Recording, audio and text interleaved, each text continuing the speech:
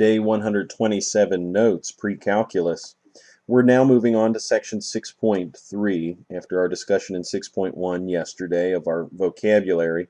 Um, Today we're going to look more again at the idea of measuring angles that are not just acute angles and how they'll fit with triangles, not just acute right triangles, but now other right triangles as well.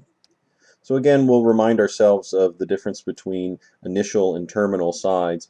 If I had a right triangle floating in space here with its angle identified in this corner, the adjacent side is here next to the angle. The opposite side is across from it, and the hypotenuse clearly is the longest side of that triangle. But now if I orient this in its standard position, remember from yesterday we talked about standard positions, I'm going to place the vertex of the angle right here at the origin. So I've got my vertex of the angle placed here. Then I'm going to place this adjacent side right along the x-axis. So the adjacent side is this position here. And then the terminal side, which would have been this portion of the angle, now shows up here, and it's no longer attached to the x-axis. Now what I hope you'll notice when we orient our triangles this way is that there's always going to be a point placed out here on this terminal side. Now, depending on how long this is, the point could be right here, it could be moved in closer, it could be out farther as well. But if I have the angle that's drawn here, I can identify some point, we'll call it P, that falls on that terminal side. Now if I call that point P on the terminal side, we can call this one point Q. This is a value, it's the end of the line segment that falls on the x-axis, and we'll call O here at the center or at the origin. We now have a triangle called POQ, and this is a right triangle that's formed here. The XY position of P here is kind of an interesting point because it tells us a couple things about the triangle. The position X, well, that's X units to the right of the origin, right? X units to the right of the origin. That translates exactly to the length of our adjacent side. And additionally, our y value here translates to the vertical position, or how far above the origin this point is placed, and that translates directly to the measurement or the length of our opposite side. So no longer do we have to call these adjacent and opposite. Rather, we can just simply refer to them to x and y for the x and y values of this point at the end of the triangle, or at the end of this terminal side. So if we have x and y, we might think that we should call this value z, x, y, and z, but instead we actually call it r, and r is kind of a weird letter to choose if we've been using x and y so far along.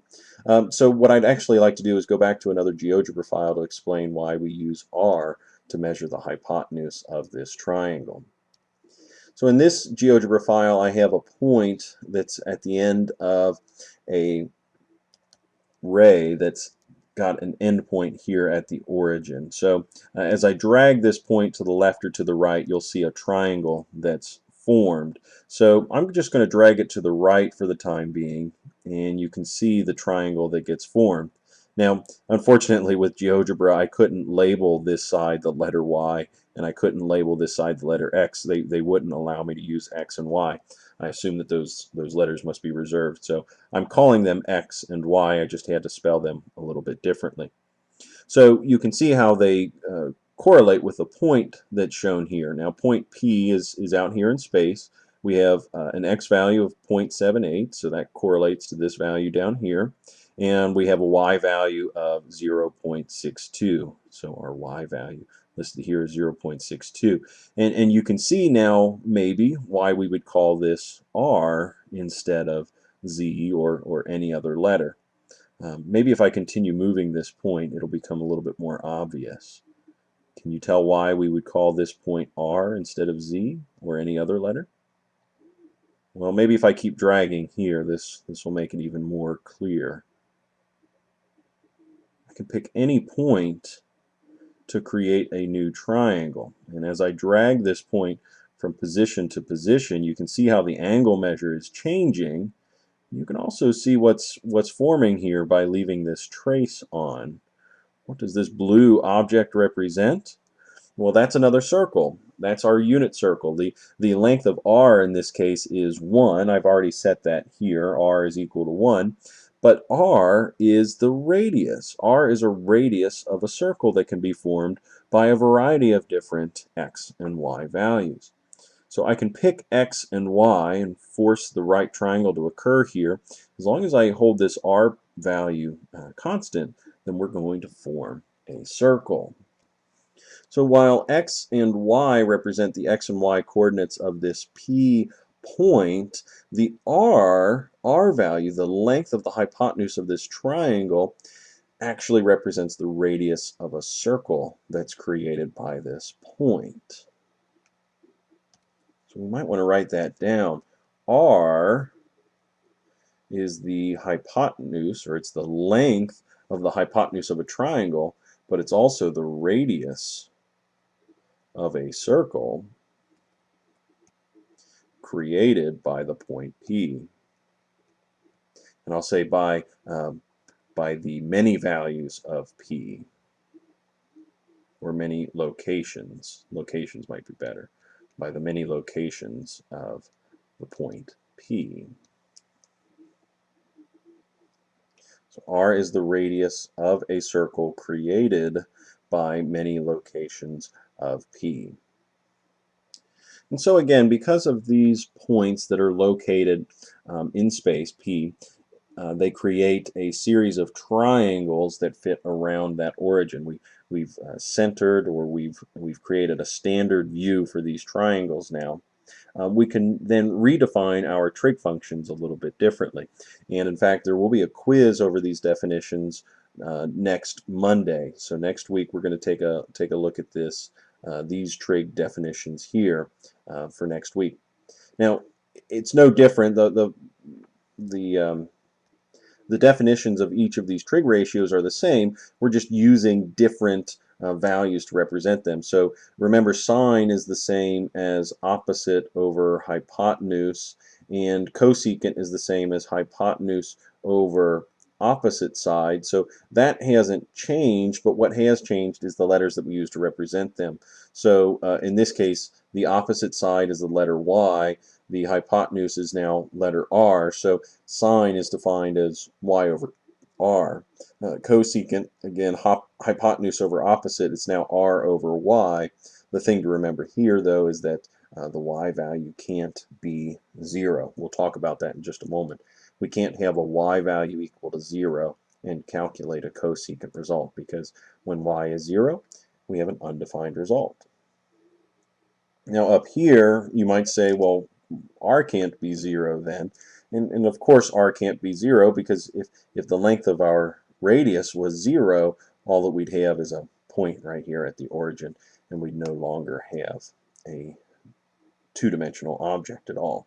So I would pause the video if I were you, and I'd add these definitions to your notes and put a big box around it so that you know to study it for the next few days, because early next week we'll have another quiz over these definitions. And an interesting fact that comes from our calculations is this point here as well. R, our radius, can be found by implementing this calculation. This is just a variation of the Pythagorean equation. So if I look back at my triangle here, I have x and y, so this is kind of like a, b, and c, where a squared plus b squared should equal c squared. We can now call it x squared plus y squared should equal r squared. And if I wanted to solve for r, I would just apply the square root to both sides of the equation, and we see that r is equal to the square root of x squared plus y squared. Notice I'm ignoring the negative result from this calculation. Although mathematically there would be a negative result here, realistically that should never be negative, because the distance from one point to another is never negative. So I'd like to go back to that interactive diagram and calculate the following trigonometric values, and then we'll check a few of these examples with a calculator. So what I'm going to do is I'm going to move the alpha, the angle at the origin, to approximately 30 degrees. I'll get as close as I can with the mouse that I have here. And we'll need to calculate sine of A. Well, sine of alpha. Sine is our y value divided by r. Cosine is our x value divided by r, and tangent is equal to y divided by x. And you'll notice that x is not allowed to be equal to 0. We have an undefined result. So if I go over to the GeoGebra file, I have my angle alpha here as close as I could get to 30, and I see that my y value is 0.5. My r value remains consistent at 1. So the sine of 30 degrees should be equal to 0.5 divided by 1, or in other words, 0.5. My cosine of alpha should be this x value, right, because this is the adjacent side, divided by the hypotenuse. So x divided by r is approximately 0.87 divided by 1 as well, which is, we'll just simplify that at 0.87. Now lastly, for tangent of alpha is y divided by x. So in this case, y, 0.5, divided by x, which is 0.87. 0.5 divided by 0.87. So I'll go to the calculator here for that one. 0.5 divided by 0.87 looks to be about 0.5747. So we'll fit in what we can, 0.5747. Next, I'm going to move alpha to about 90 degrees. So let's drag this value up here to about 90 degrees. So I'm keeping an eye on that angle measure, and there it is. Well, it kind of changed on me. It says alpha is 270. Let's see why we did that.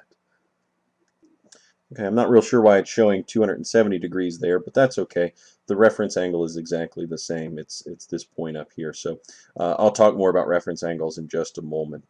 At least in this position, we see that our x value is 0, our y value is 1, and our r value is equal to 1. You can see that a little bit more clearly over here in the description of our segments.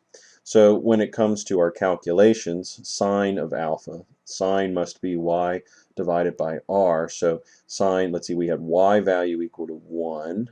Our r value was 1, so sine of 90 degrees must be 1. Cosine was x divided by r. Well, our x value this time was 0. Our r value is still 1. 0 divided by 1 is 0. Now, tangent of alpha is kind of interesting. This should be the definition of y divided by x, and that's 1 divided by 0, which we can't do. So in here, I'm going to indicate this is undefined, U-N-D, undefined. Next is 150 degrees. So this is going to be kind of interesting. Let's see what happens here. We know that 90 degrees would be the measurement from the positive x-axis to the positive y-axis. The angle that's formed in here is 90 degrees. So all I need to do is go another 60 degrees past that, or in other words, I'd be 30 degrees from this angle here, right? Because the full 180 degrees would move from our positive x-axis to the negative x-axis. So let's see what happens to our triangle as it's drawn here. Now this is where that angle measure started going a little bit haywire on me, so we'll ignore that for the time being. But I'm going to look for approximately 30 degrees off of this horizontal over here. And while I'm at it, I'm going to fix this angle so that it doesn't read greater than 180 degrees. So again, I know that this position has to be 30 degrees off of that horizontal, so I'll move it to as close to 30 as I can over here.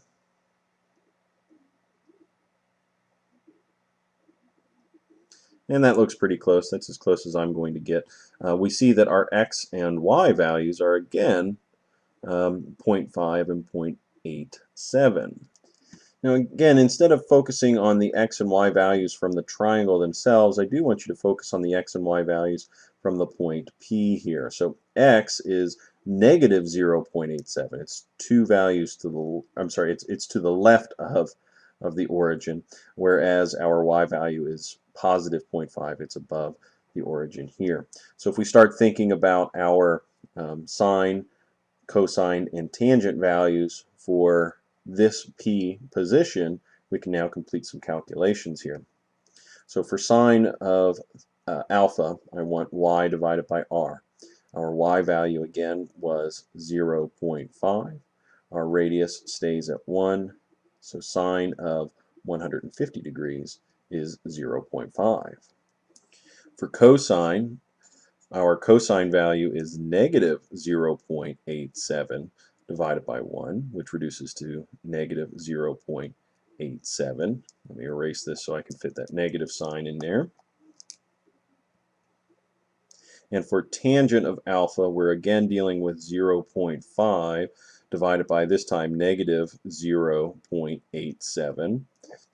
And that comes out to be negative 0.5747. What I'd like to have you do is fill in the rest of the data table here with the information from the chart. Now I realize you don't have a graph to work with, so what I'm going to do is I'm going to move the point to its respective positions, and I'd like for you to identify the p-value. Maybe I'll help you with that. I'll identify the p-values for each of these, and I'll let you fill in the table on your own. So let's go ahead and find the p-value when alpha is equal to 210 degrees. And here's that point. Now remember, 210 degrees is 30 degrees beyond 180. So here's our initial side along the positive x-axis. If we rotated that around to this new position, that would have been a rotation of 210 degrees. So that puts us here with a p-value of negative 0.87 and a y value of that coordinate at negative 0.5. So we have negative 0.87 and negative 0.5. Now if I want to stick with a pattern that I've started, I don't want to use 290 for my next angle measure. Let's call that one 200. No, better yet, let's call this one 300. We'll go 30 degrees beyond 270. Now, 270 would move me back to this position here. I don't necessarily want to look at that undefined result. I want to move forward just a little bit more to 30 degrees beyond that, which is essentially 60 degrees away from this horizontal. This angle measure has to add up to 90 degrees when added with this angle measure here. So rather than being 30 degrees off of the vertical, we can call this one 60 degrees off the horizontal.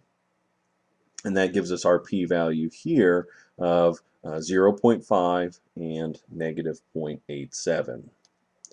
So positive 0.5 and a negative 0.87. And lastly, for a position back to 360 degrees, so we've come full circle now, that's the exact same as this initial position. So our angle measure here needs to be set to 0. When that position set to 0, we have an x value of 1, a y value of 0. So we have 1 and 0, and you'll see that one of these calculations is undefined. So go ahead and take the time and fill in these three calculations here, the alpha at 210 degrees, 300 degrees, and 360, and tell me what you find about the sine, cosine, and tangent value of each of those measures.